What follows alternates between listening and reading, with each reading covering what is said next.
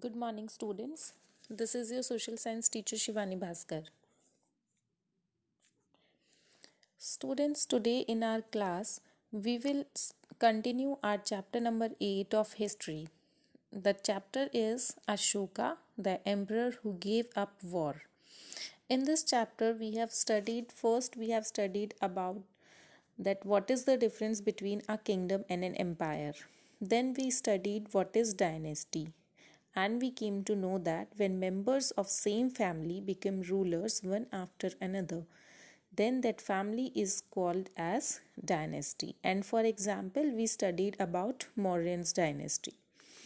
Then in the chapter we also studied about this map, that this map is the famous points, famous cities of Mauryan Empire like Patliputra, Takshila, Ujjain.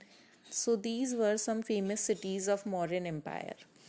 Then after this map, students, we studied about how our this we already studied that how our empires different from the kingdoms, and we came to know that the main difference between the kingdom and empire is that kingdoms are smaller in size as we compare to empires are larger in size. Okay, and so empire need more number of resources also, and they need a large number of officials to collect taxes from the empire. Then we studied how was empire ruled by the emperor, and as it was such a large area, so different parts were ruled differently. Officials were appointed to collect taxes from farmers, herders, craftspersons, and traders. Then they also the officials also punished those who disobey the rules of the ruler. Then messengers were also sent from one place to another. Then this all work was supervised by the ruler himself, and of course he take help from his family also for doing all this work. Then Mauryans also try to control the roads because it was very important part for them to have the control on the transport system, because all the resources that they used to collect from everywhere they can bring to the center place by these roads. Okay, then today that day we also studied about tribute, that unlike taxes, tributes were not collected on the regular basis. These were like, we can say that these were like gifts to the ruler, so they can give these gifts from their choice. It was not compulsory for everyone to give tribute to the ruler. Okay, then we also studied the story of Megasthenes. He was the ambassador from the court of Seleucus Nicator, and whatever he has written about Patliputra and about Chandragupta Maurya, that also we studied. Then today we are going to study our first point, that is Ashoka's war in Kalinga. See student, when Ashoka ascended the throne, Kalinga was only kingdom that was not under his rule. Okay, that was not under the Mauryans' control. And Kalinga was a very ancient name in the coastal Orissa, and it was very powerful area also. It was very powerful kingdom. So everyone want to control Kalinga and want to get its throne. So Ashoka also want the same thing. Now control on this kingdom could certainly give Ashoka a great economic prosperity also. So in 261 BC, Ashoka attacked on Kalinga and he won it after a bit struggle.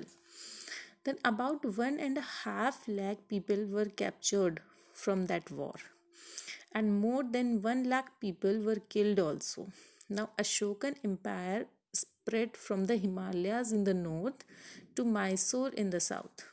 So this was the impact of that war on his rule in his area.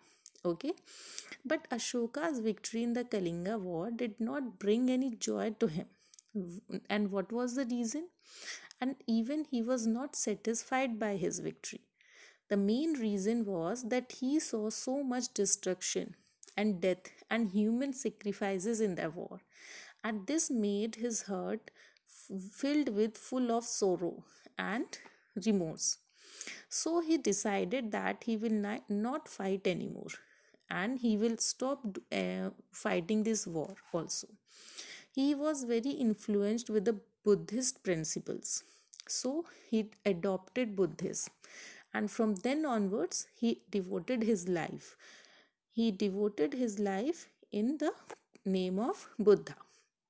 He adopted the policy of Dhamma. Now, what is Dhamma? That we will understand later.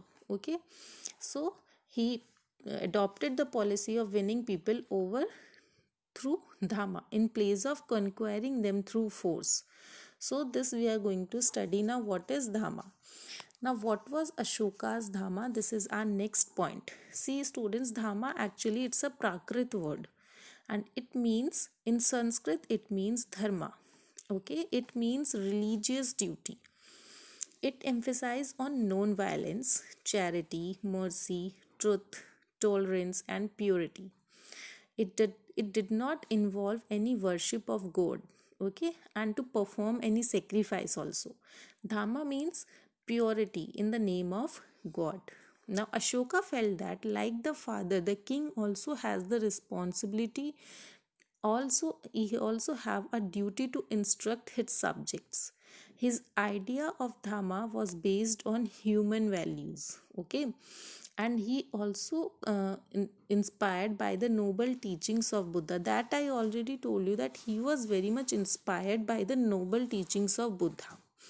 Then what were the problem that Ashoka faced in his rule that he wanted to solve by introducing Dhamma? Some problems were that people in his empire followed different religions, and this sometimes led to the situation of conflicts.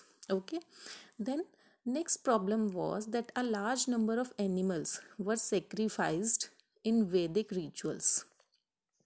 Then another problem that slaves and servants were ill treated by their masters. The slaves and servants were very much ill treated by their masters. Then there were quarrels in families and amongst neighbor also. Now what were the main principles of Dhamma? Okay, the main principles of Dhamma was that everyone should follow ahimsa. Now what is the meaning of ahimsa? That we all know. That means non-violence to all the living beings. That means no animal should be slaughtered for sacrifices. Okay, then second is that people should respect elders. These are some of the main principles of Dhamma. Then people should give gifts to the Brahmins and monks. Okay, then everyone should respect others' religion also. It is both wrong to praise one one's religion and to criticize others' religion. So it is very important for one other understand the main ideas of another's religion also and to respect them. Okay, then people should live in peace and harmony.